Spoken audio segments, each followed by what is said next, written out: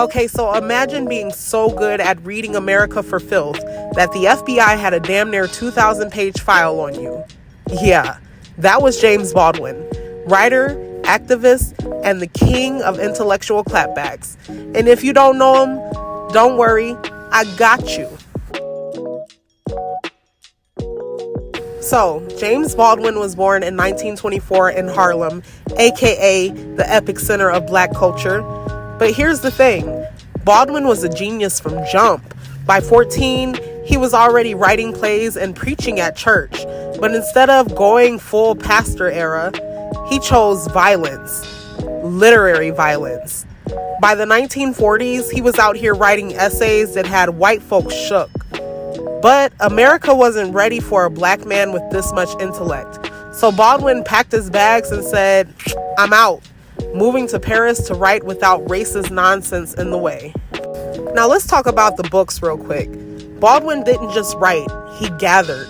His first novel, Go Tell It on the Mountain, was basically his life story, religion, trauma, and growing up black in America. Then came Notes of a Native Son, a collection of essays that dragged America so hard it should have come with burn cream, okay? And let's not forget The Fire Next Time, a book so real that it made people rethink the entire civil rights movement. If MLK was the dream, Baldwin was the reality check. Now you know, as I always say, you're doing something right when the government starts stalking you. And Baldwin was so vocal about civil rights, racism, and queer identity that J. Edgar Hoover's FBI dedicated nearly 2,000 pages to watching him. But instead of hiding, Baldwin said, bet, and kept dragging America to its face. Whether it was on TV, at civil rights marches, or debating white conservatives who always lost the argument. Now, Baldwin wasn't just writing for the page. He was writing for the culture.